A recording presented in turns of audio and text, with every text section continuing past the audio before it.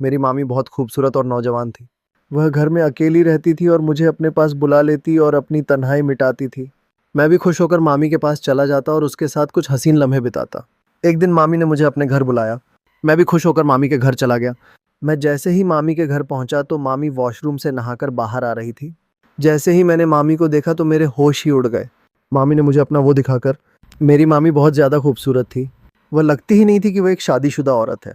उस वक्त मैं अपने मामू के घर रहने आया था क्योंकि मम्मी पापा दोनों बाहर देश जा रहे थे। पहले जब छोटे मामू पापा को मुबारकबाद देने आए तो उन्होंने पापा से जाते हुए कहा कि समीर को हमारे घर छोड़ जाएं। पापा ने उन्हें काफ़ी मना किया कि अब समीर बड़ा हो गया है और अपना ख्याल रख सकता है, लेकिन वह नहीं माने। उन्होंने पापा को राजी कर लिया और मेरी ख्वाहिश पूरी हो गई। मेरे पास पुराने घर की चाबी थी जो खाली पड़ा हुआ था, जिसे मैं अपने मकान के लिए भरपूर इस्तेमाल करता था। मामी मोनिका की शादी मेरे मामा से 10 साल पहले हुई थी। मैं उस वक्त 10 साल का था। मगर उस वक्त मामी को देखकर मुझे बहुत अच्छा लगता था क्योंकि वह न सिर्फ खूबसूरत थी बल्कि धीमे लहजे वाली और भरपूर जिस्म की मालक थी। मामा और मामी की जोड़ी मिसाल समझी जाती थी। पर अभी तक वह दोनों औलाद से दूर थे। वह दोनों अपनी किस्मत समझकर सब्र कर रहे थे। मामी और मामू में बहुत ज़्यादा प्यार था और मेरा अंदाज़ा था कि मामा ने उनके साथ कई रातें गुजारी होंगी। शादी के बाद मामी का बदन बहुत दिलकश हो गया था। खूबसूरत तो वह पहले ही थी, मगर अब जिस्म का हर हिस्सा अपनी तरफ झुकता हुआ महसूस होता था। उस वक्त जब मामी घर की सफाई कर रही थी और मैं टीवी देख रहा था, तब मामी ने मुझसे पूछा, समीर बेटा आज कॉलेज नहीं जाना क्या?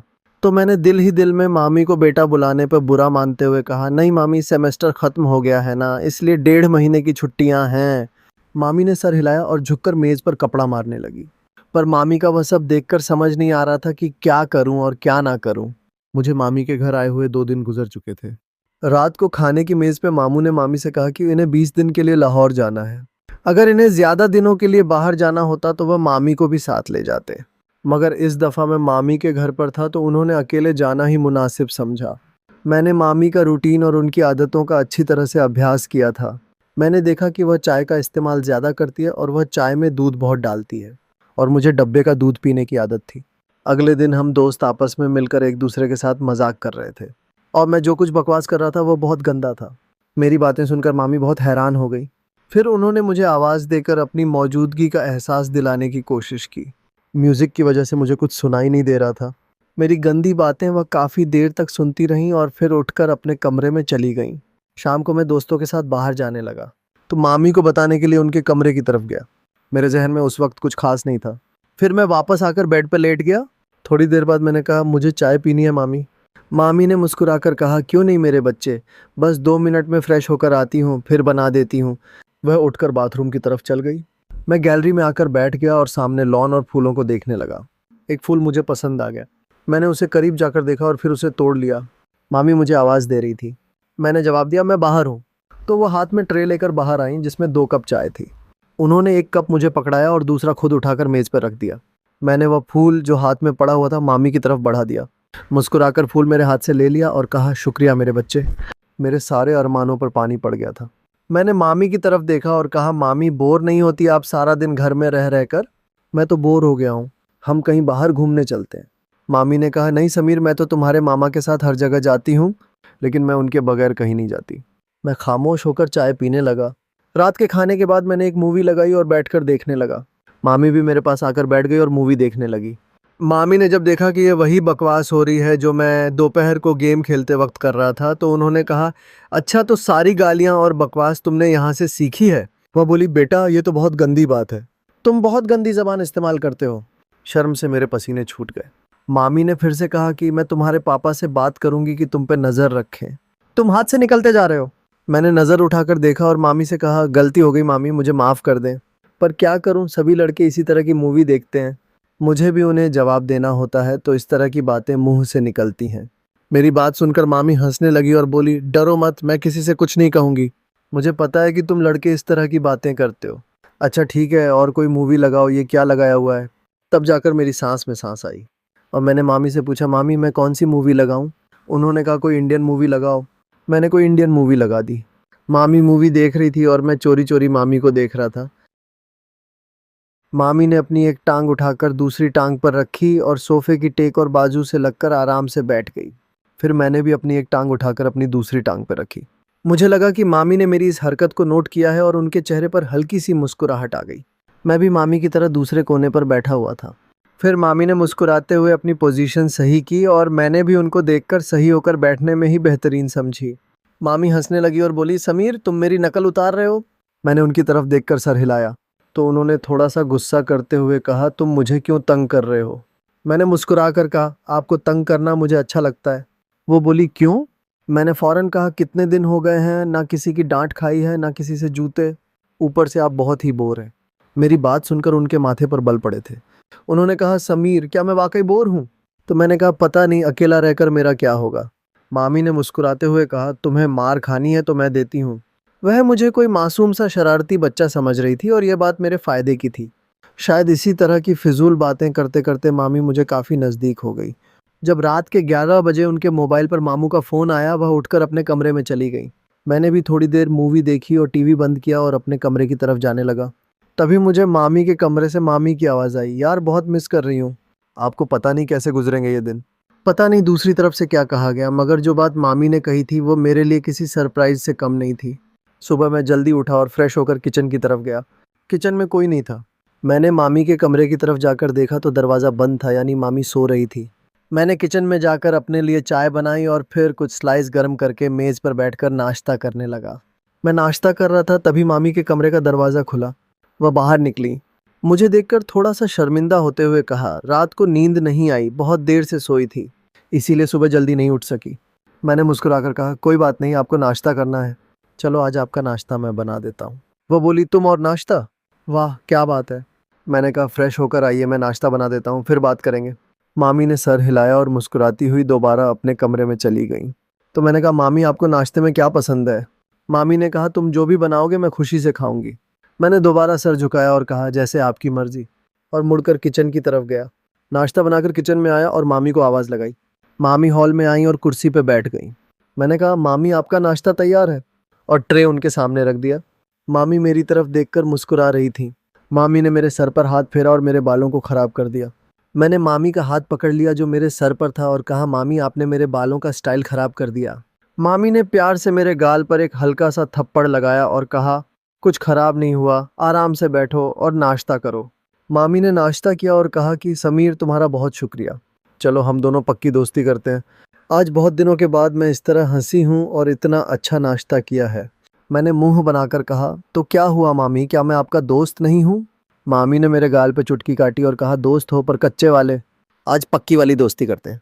मैंने अपने गाल मलकर कहा, यार आप आंटियों की तो ये बहुत गंदी आदत होती है, गाल ही लाल कर देती हैं।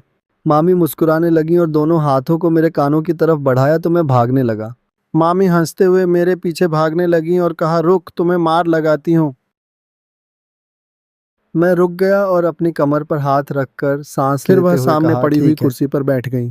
मैं उनके पास गया और कहा, क्या हुआ मामी?